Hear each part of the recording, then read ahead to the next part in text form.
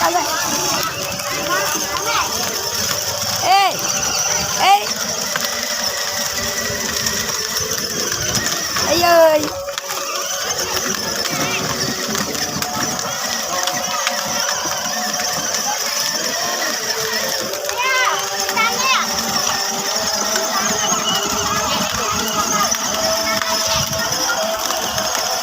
bóc à.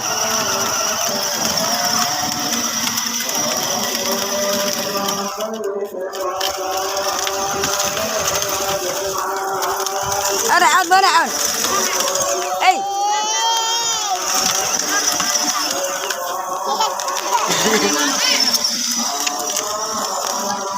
Tao bao hả này.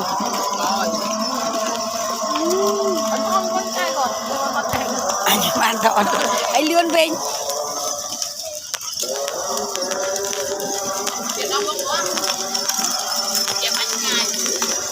Mà với to màu mồm. Ê à. Ê ơi. Ê. Ê. Đây là thứ tiết ơi, đọc cổ à. Ê chị đã lên cho nào với ông ơi chở đi nha. Trời trời. Anh cho đi lôi. Cho ông mau đi liền.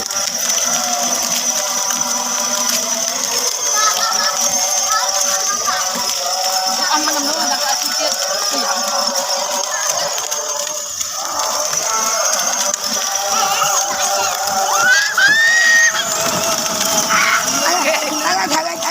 Ăn bao nhiêu?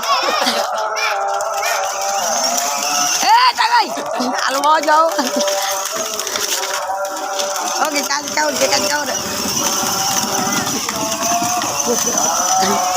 Anh biết ăn bao nhiêu? Ba, itu bang.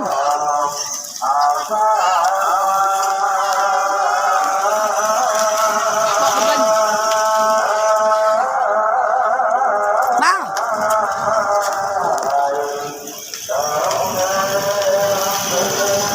Nhà muối. Ê, nhà muối.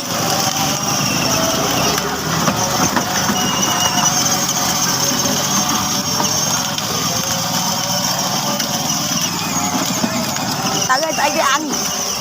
Nó màu này. Nó đo màu rồi.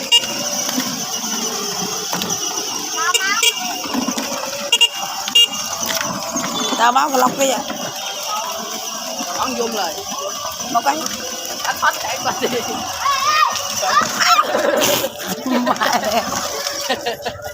Thích lá thế rồi. Anh đang tay với à? Anh đừng mơ con pet nhé đi nào. Ê, mày. Đừng mơ con pet. Đừng mơ con pet. Chào hai bên, chào hai. Chào hai.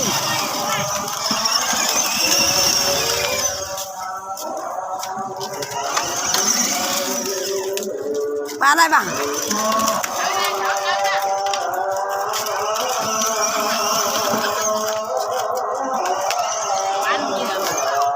Pipuan phải không?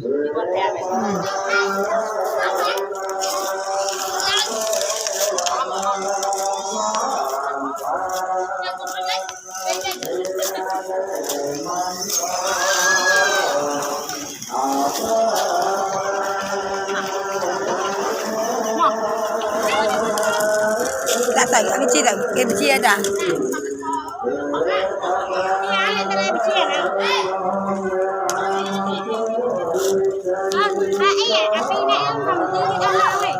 Ôi, lừa tôi cho con bán đây. Ê, lừa buôn được tí ơi. Thử cho tay mua, thử cho mau buôn tí vậy đó.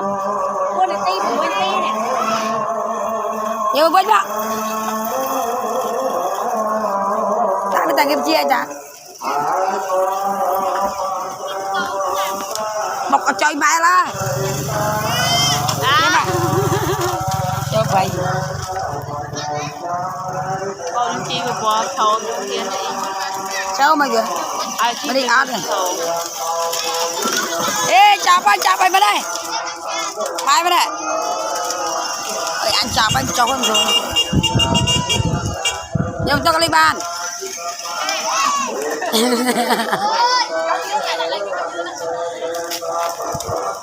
Dâm nó vào đây.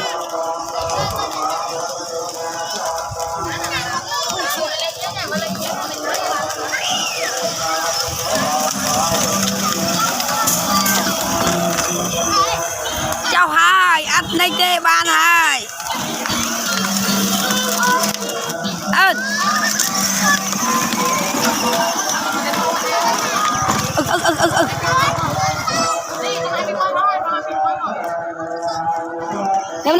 Dâm đây.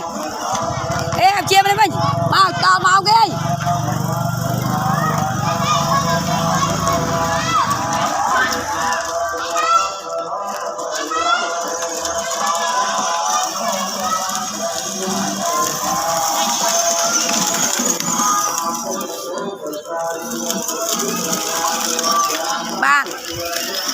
Bạn ơi. Chụp bài A2. A2. Hả?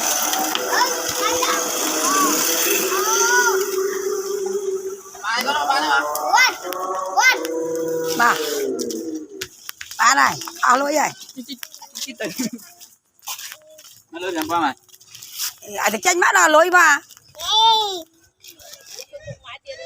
Đi check khăm kia đi. Không. Xong lôi khăm kia, lôi đào ăn lôi đã pa rồi. Rồi xong lôi khăm kia cho bãi đây nè.